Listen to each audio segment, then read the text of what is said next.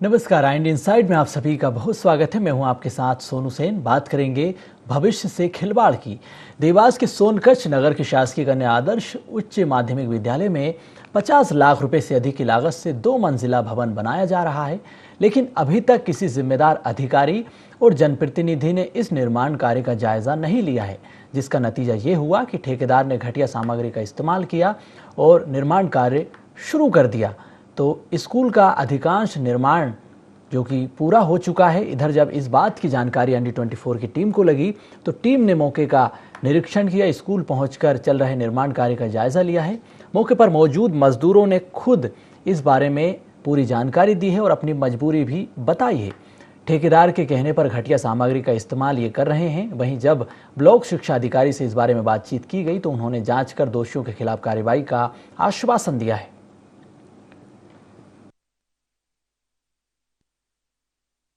Sir, बहुत घटिया काम हो रहा है। ये आगे बच्चों को चल के नुकसानकारक है। सर, इसमें 25 से 30 गाड़ी रेत में लगवाता है, उसमें 1 गाड़ी सीमेंट में लगवाता है। यहाँ भ्रष्टाचार करा है और यहाँ कोई अधिकारी देखने नहीं आता है। जैसा वो करवाते वैसा काम होता है। PIU डिपार्टमेंट जो एक शासन का PWD के अंतर्गत ये कार्यरत है, इसके द्वारा एक अतिरिक्त कन्याशाला में एक अतिरिक्त कक्ष का निर्माण किया जा रहा है। उस कक्ष का निम्न स्तर का कार्य उस निर्माण कार्य का हो रहा है और जिसमें 1-2 लैब बताया जाता है कि 2 लैब और एक अतिरिक्त कक्ष का निर्माण होना है, जिसमें क्षेत्र के हजारों बच्चे उस स्कूल कन्याशाला में बच्चियां उस स्कूलों में जाएगी। वो कभी भी दुर्घटना हो सकती है बच्चों के साथ। इसीलिए हम शासन से मांग करते हैं कि उसकी पूरी जांच करे और जो ठेकेदार है उस पर तुरंत कार्रवाई हो। मैंने उस बिल्डिंग को देखा नहीं है और यदि वहाँ पे कोई निम्न गुणवत्ता युक्त बिल्डिंग का निर्माण हो रहा है तो हमारे उच्च अधिकारियों को उस संबंध में निरीक्षण करके अवगत कराऊंगा और अच्छे कार्य कराने हेतु वरिष्ठ कार्यालय को लिखूंगा, ताकि भविष्य में बच्चे जब बैठें तो किसी प्रकार की कोई दुर्घटना की संभावना न रहे। तो जिस घटिया सामग्री के साथ इस स्कूल का निर्माण किया जा रहा है, उसी स्कूल के भवन में स्कूल के बच्चे जो कि पढ़ने जाएंगे और कभी भी कोई बड़ा हादसा इस घटिया सामग्री की वजह से हो सकता है, क्योंकि ज़्यादा समय तक ये निर्माण कार्य टिक नहीं पाएगा। विशेषज्ञ भी यही कह रहे हैं। और सफात कुरैशी संवाददाता हमारे साथ इसी खबर पर चर्चा के लिए जुड़ चुके हैं। तनवीर सिंह छाबड़ा जो कि शिकायतकर्ता हैं, उन्होंने इस बारे में शिकायत की है, उनसे हम जानते हैं। तनवीर जी, बहुत स्वागत है ND24 पर आपका। जी सर, नमस्ते। तनवीर जी, आपसे समझना चाहूँगा कि किस तरह से इसमें घटिया सामग्री का उपयोग किया जा रहा है और आपने जो शिकायत की, क्या आश्वासन मिला है आपको? इसके बाद हम सपात से जानेंगे इस पूरे घटनाक्रम के बारे में। सर, मैं पहले बता दूं, ये एक कन्याशाला का एक हायर सेकेंडरी स्कूल है जो लगभग 2009 में एक समाज सेवी थे लक्ष्मी नारायण जी जाट, उनके द्वारा लड़कियों के लिए, बालिकाओं के लिए इस स्कूल की जमीन दान दी गई थी और लगभग 80 लाख की लागत से यह स्कूल का निर्माण हुआ था। अभी यहाँ पर 2 अतिरिक्त और एक लेबोरेटरी और शायद सुना है एक और कक्ष अन्य बनना था। वो जो कक्ष आज वर्तमान स्थिति में बन के तैयार हो चुका है, वो बन के ऐसा तैयार हुआ है कि उसकी निम्न गुणवत्ता बिल्कुल ही गिरी हुई, जिसको मैं कह सकता हूँ कि ये एक बारिश नहीं निकाल सकता। ये जो बना है भवन बिल्कुल एक बारिश नहीं निकाल सकता, एक बारिश में ढह जाएगा और न जाने कितने ही बच्चों की मौत का गुनाहगार बनेगा ये। तो आश्वासन क्या मिला है आपको जब अधिकारियों के पास आप पहुंचे, अधिकारियों से आपने बातचीत की, इस पूरे मामले के बारे में शिकायत की, क्या कह रहे हैं अधिकारी? अभी कोई आश्वासन आया नहीं, पर मैं चाहता हूं आपके माध्यम से, शासन के माध्यम से, कि इस ठेकेदार के अलावा इस इंजीनियर के ऊपर भी कड़ी से कड़ी कार्रवाई होनी चाहिए, ताकि ये बिल कैसे पास हो गए इस चीज के। ये भवन आज निर्माण, पूरा भवन 3 मंजिला निर्माण तैयार हो गया और कोई इंजीनियर देखने नहीं गया उसको। बिल्कुल, कि कैसे बिल पास कर दिया उन्होंने, कैसे निम्न गुणवत्तापूर्ण ऐसे भयंकर भवन का निर्माण जो बच्चों की शिक्षा का केंद्र, ऐसी जगह पे भ्रष्टाचार करना, इनके विरुद्ध कड़ी से कड़ी कार्रवाई होनी चाहिए। बिल्कुल। सफाद, आपने तो खुद ग्राउंड जीरो पर जाकर स्कूल का इंस्पेक्शन किया है, आपने क्या देखा समझा वहां पर? सोनू जी, बताना चाहूंगा कि सोनकश नगर का ये मुख्य स्कूल है बालिकाओं के लिए। यहाँ पर 9वीं क्लास से लेकर 12वीं क्लास तक की बच्चियां यहाँ पढ़ती हैं और क्षेत्र का एकमात्र ये स्कूल है, नगर का एकमात्र हाई सेकेंडरी स्कूल है। इसकी जमीन के लिए काफी दिनों से संघर्षरत थे। इसके एक दानदाता ने नवीन भवन के लिए जमीन दान दी और उसके बाद इस पर निर्माण कार्य चालू हुआ है। एक स्कूल बन चुका है, दूसरे भवन स्कूल की अतिरिक्त कक्षों की बिल्डिंग का कार्य जारी है। जब इन अतिरिक्त कक्षों के निर्माण कार्य को लेकर हम वहां पर पहुंचे, IND 24 की टीम को जानकारी मिली कि वहां पर जो निर्माण कार्य चल रहा है वो गुणवत्ताहीन चल रहा है।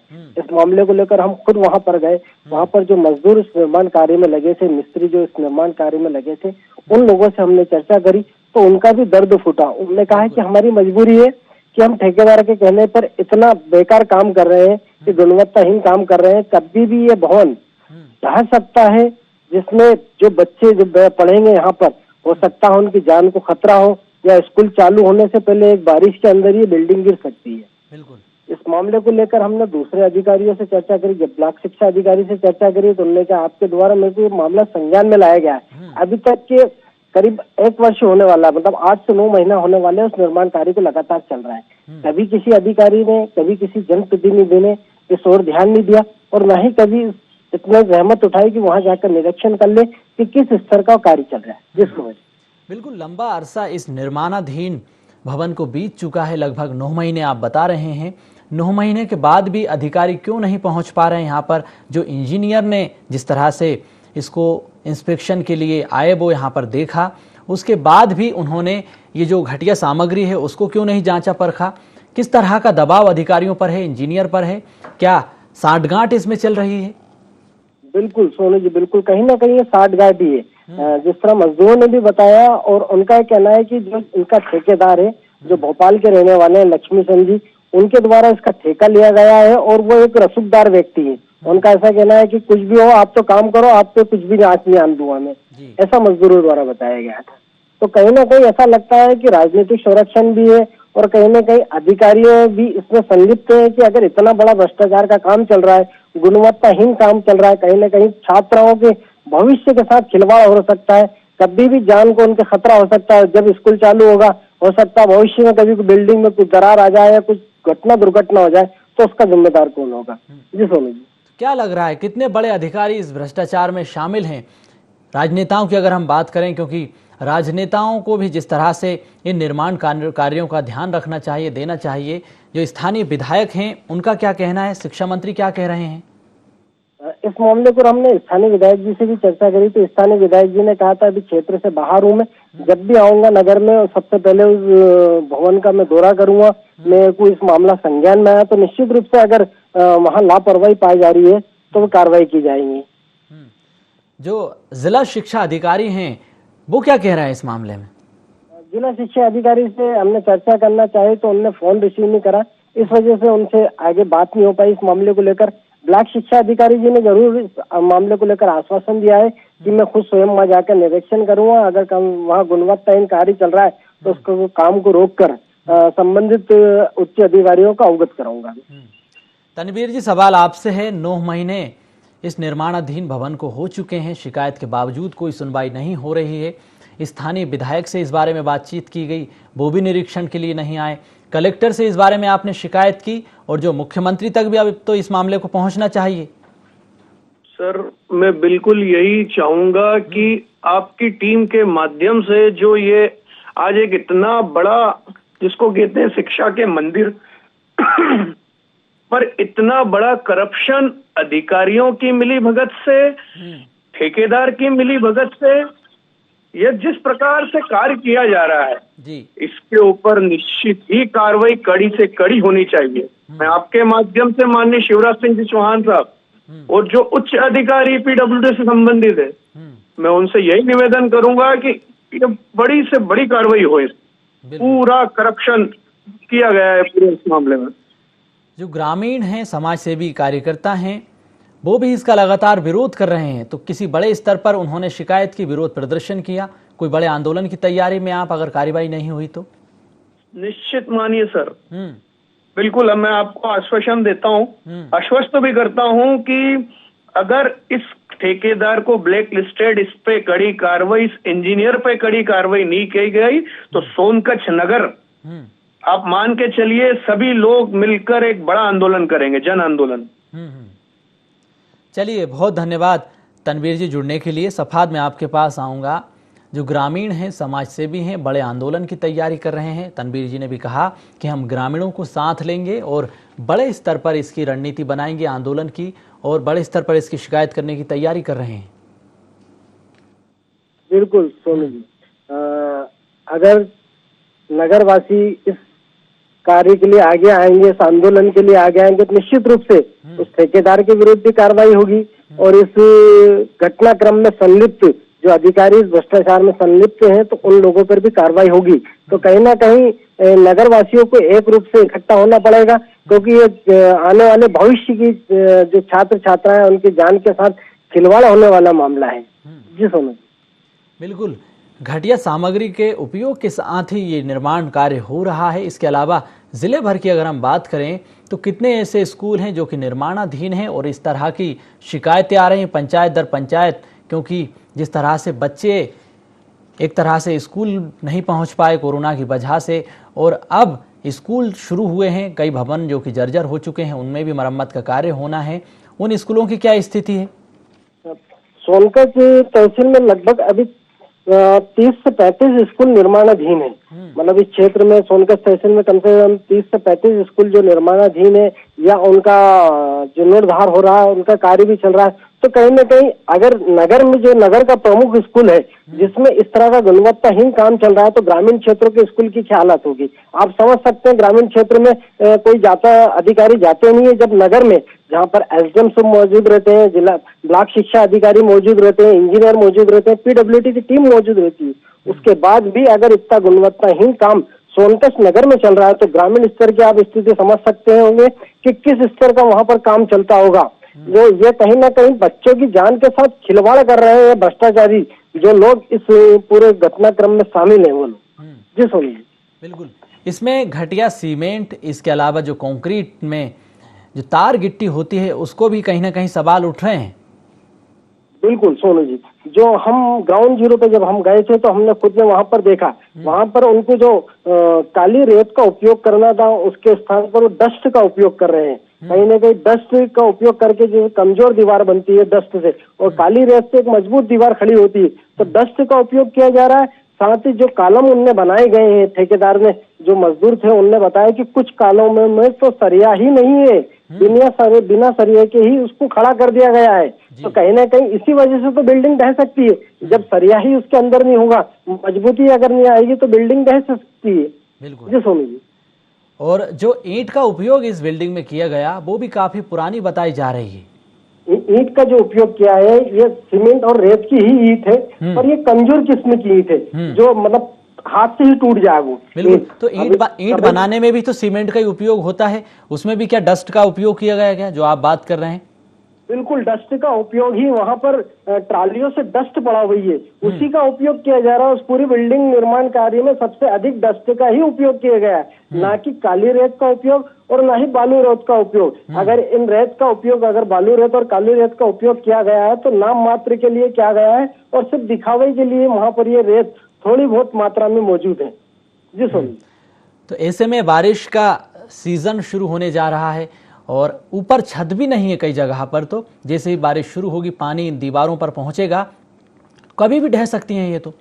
बिल्कुल बिल्कुल सोनी जी, आपने बिल्कुल सही बात की कि बारिश का मौसम कुछ दिनों बाद चालू होने वाला है, और जहाँ पर ये बिल्डिंग बनाई जा रही है, जिस दानदाता ने ये जमीन अपनी दान दी, अपने माता पिता के नाम से ये भूमि दान की, वो खेत वाली जगह है, और खेत वाला स्थान अभी एकदम जहाँ पर पानी भरा रहता है उस क्षेत्र में, वहां पर ये बिल्डिंग का निर्माण हुआ है। तो सोच सकते हैं कि आप जब अगर कमजोर बिल्डिंग रही और वहां पर पानी का भराव हुआ तो कहीं ना कहीं उस बिल्डिंग को नुकसान पहुंचेगा, तो कोई भी जनहानि हो सकती है। बिल्कुल, जो मजदूर काम कर रहे हैं उनकी जान को भी कहीं ना कहीं खतरा है, क्योंकि अभी तो फिलहाल इस बिल्डिंग में मजदूर मौजूद हैं जो कि मजबूरी में काम कर रहे हैं, बच्चे नहीं पहुंच रहे, लेकिन जैसे ही बच्चे पहुंचेंगे उनकी जान को भी खतरा हो जाएगा। दूसरी बात ये भी हम समझना चाहेंगे क्योंकि बारिश का सीजन शुरू होने जा रहा है। बारिश की वजह से ये दीवारें कभी भी ढह सकती हैं। जो दानदाता हैं उन्होंने किसी प्रकार की आपत्ति जताई है इस पर? दानदाता ने भी इस मामले को लेकर जो अभी समाज सेवी तनवीर सिंह जी छाबड़ा थे, इन्हीं के माध्यम से उन्होंने शिकायत करवाई थी कि भाई अगर मैंने इतनी बड़ी भूमि दान दी है, उसके बाद स्कूल मतलब दान दिए को उनको कम से कम 10 साल हो गए इस भूमि को दान दिए को। कुछ साल तो निर्माण कार्य एक बिल्डिंग का चला, वो अधूरा रहा। मतलब पिछले 5-7 साल से वो बिल्डिंग का निर्माण अधूरा कार्य रहा, जिसकी वजह से पुनः टेंडर हुआ, जिसका कार्य अब जाके चालू हुआ। तो नई बिल्डिंग में इस सत्र से स्कूल चालू होगा। तो ये जो अतिरिक्त कक्ष बनाए जा रहे हैं उसी आधार पर बनाए जा रहे हैं, क्योंकि छात्राओं की संख्या अधिक है, इस वजह से अतिरिक्त कक्षों का निर्माण किया गया और इस सत्र में वो स्कूल प्रारंभ होने वाला है नए सत्र से। बिल्कुल, जिन मापदंडों का पालन यहाँ पर इस निर्माण में करना चाहिए उनका भी पालन नहीं हो पा रहा है। ऐसे में जो मुख्य भूमिका होती है ठेकेदार की, इसके अलावा इंजीनियर की, जो विभागीय अधिकारी होते हैं उनकी कार्यप्रणाली पर भी सवाल उठ रहे हैं। शिक्षा मंत्री पर भी सवाल उठ रहे हैं।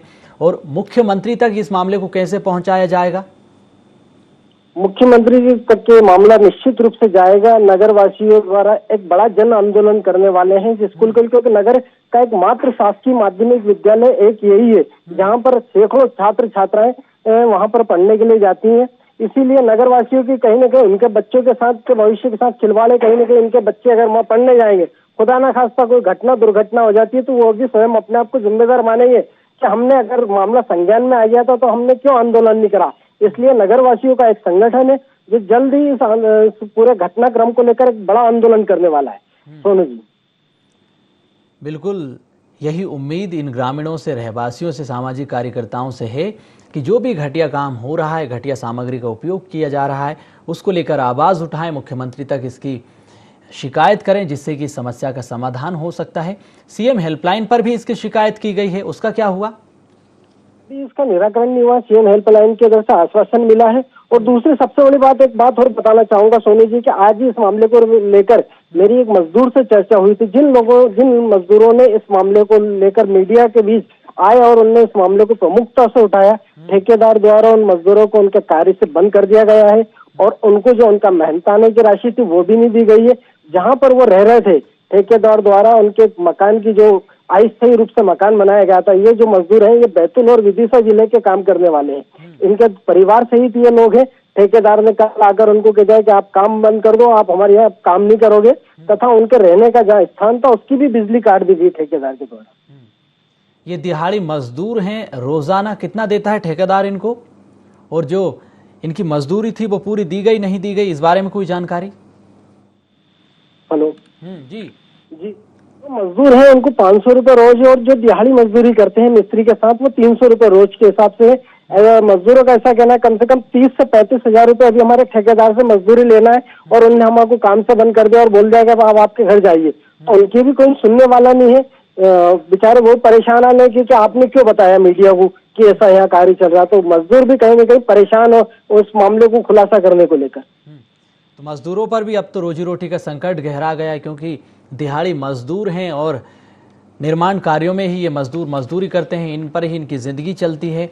ऐसे में एक सवाल ये भी है कि ये मजदूर अब कहाँ जाएंगे, कहाँ पर ये शिकायत करेंगे? मजदूरों द्वारा ऐसा बताया गया है कि उनने एसडीएम साहब को कल एक आवेदन भी दिया है लिखित में कि साहब इनसे हमारी मजदूरी लेना है और ठेकेदार ने हमको काम से बंद कर दिया, हमारे पास जाने के लिए भी किराया मौजूद नहीं है। तो वहां से ऐसा आश्वासन मिला है कि जल्दी आपका सभी का जो मजदूरी है वो दिला दी जाएगी और आप लोगों को आपके घर तक भी पहुंचाने की व्यवस्था की जाएगी। अच्छी बात है, प्रशासन को व्यवस्था करनी चाहिए, मजदूरों को उनके घर तक पहुंचाना चाहिए। लेकिन एसडीएम इतनी बड़ी लापरवाही पर कार्रवाई क्यों नहीं करते हैं? ठेकेदार मनमानी कर रहा है, घटिया सामग्री का उपयोग कर रहा है, जिन मजदूरों से काम कराया उनका भी बकाया नहीं चुकाया। तो सवाल यहाँ पर प्रशासन की कार्यप्रणाली पर, एसडीएम की कार्यप्रणाली पर भी उठ रहे हैं अब तो। बिल्कुल, आपने बिल्कुल सही कहा कि कहीं ना कहीं राजस्व विभाग की भी कार्यप्रणाली, जो एसडीएम मतलब तहसील का कलेक्टर होता है, उनके द्वारा भी अगर वहां पर निरीक्षण नहीं किया गया कि अगर उनके द्वारा भी मामला संज्ञान में आ गया, क्योंकि मीडिया लगातार इस मामले को लेकर प्रमुखता से दिखा रहा है, उनके पास भी शिकायतें गई हैं तो इसके बाद अभी तक की ऐसी कोई टीम नहीं बनाई गई जो उस मामले को लेकर जांच करे। वहां पर जो संबंधित अधिकारी, संबंधित जो शिक्षा विभाग के अधिकारी, उनको लेकर वहां पर जाएं और जांच करे। जो भी गुणवत्ताहीन काम कर रहे ठेकेदार के विरुद्ध कार्रवाई की जाए या उसके विरुद्ध कोई प्रकरण दर्ज गया, ऐसा कोई भी कार्रवाई ना तो शिक्षा विभाग द्वारा की गई है और ना ही एसडीएम साहब के द्वारा की गई। सफाद, एक बात और हम समझना चाहेंगे, जब भी किसी प्रकार का कोई भी निर्माण कार्य होता है, दफ्तर दर दफ्तर फाइलें घूमती है, बहुत सारे प्रोसीजर्स होते हैं, उनको फॉलो करना होता है, नियमों को फॉलो करना होता है, तमाम दस्तावेज लगाए जाते हैं। उसके बावजूद भी ये बड़ी लापरवाही तमाम अधिकारियों की, विभाग की।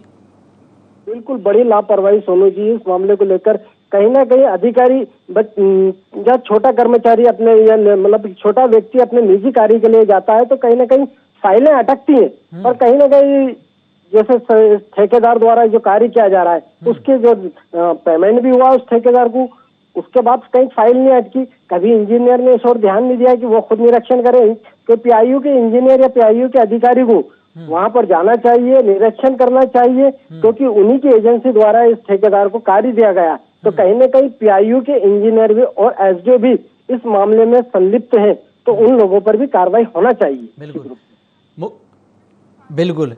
जिला शिक्षा अधिकारी हमारे साथ जुड़ चुके हैं और उनसे भी हम बातचीत करने की कोशिश करेंगे, समझने की कोशिश करेंगे कि आखिर ये बड़ी लापरवाही क्यों हो रही है और जो ठेकेदार हैं उस पर कार्रवाई क्यों नहीं हो रही है। घटिया सामग्री का उपयोग इसमें किया जा रहा है।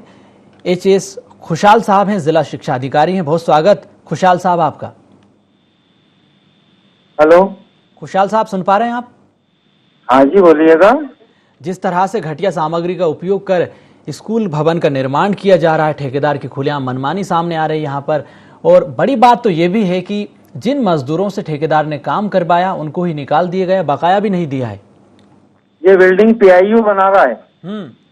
तो आपकी क्या जिम्मेदारी बनती है? मेरे संज्ञान में आप ला रहे हो और भवन निर्माण जो है पीआईयू के द्वारा किया जा रहा है, उनसे मैं चर्चा करूंगा। आप मेरे संज्ञान में आज लाए हो। बीते 9 महीने से ये ग्रामीण और शिकायतकर्ता लगातार शिकायत कर रहे हैं। आज लाए हो ये बिल्डिंग का निर्माण पीआईयू के द्वारा किया जा रहा है, संज्ञान में आप लाए हैं, मैं दिखाऊंगा इसको। नहीं, एक बात और हम समझना चाहेंगे, जब भी किसी प्रकार का निर्माण कार्य होता है या स्कूल भवन बनाए जाते हैं, शिक्षा विभाग के पास भी फाइलें पहुंचती है और तमाम चीज़ें होती है, प्रोसीजर फॉलो करने होते हैं। आपकी भी जो जिम्मेदारी बनती है, आप क्यों नहीं पहुंचे, आपने क्यों नहीं देखा? क्योंकि आपको भी तो पता होना चाहिए इन चीज़ों के बारे में कि कहाँ पर स्कूल बन रहा है, कहाँ पर घटिया सामग्री का उपयोग हो रहा है।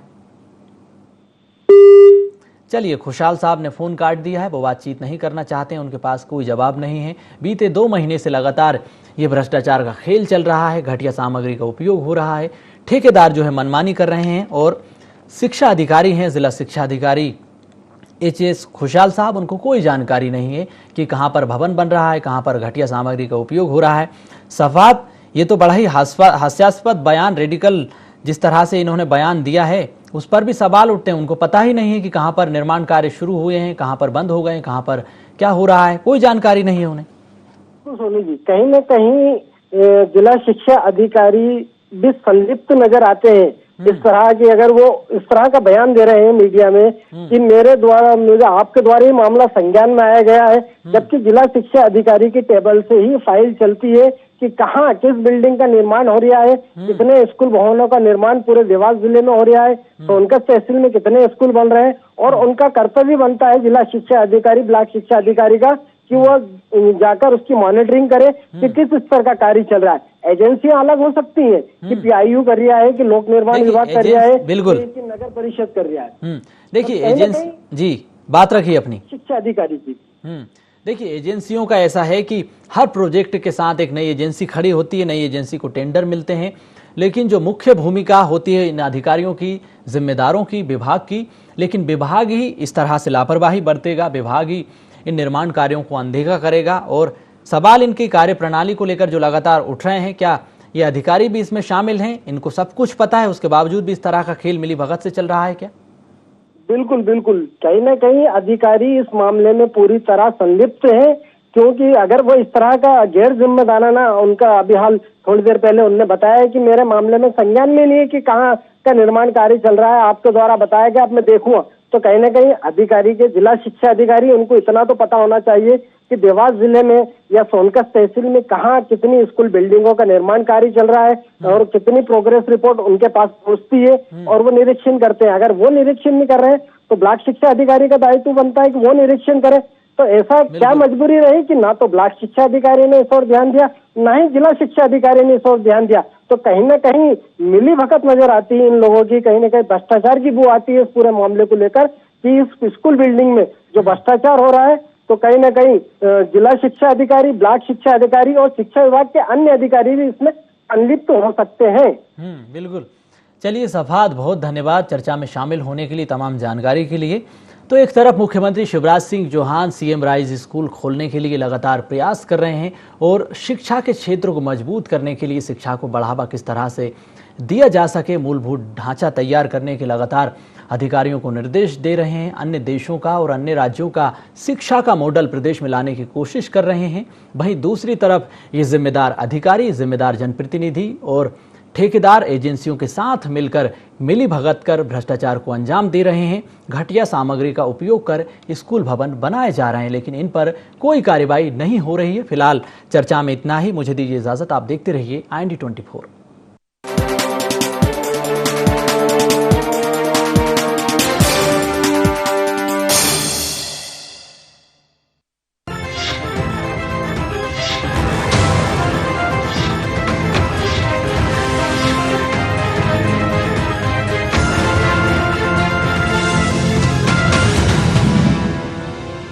तो जो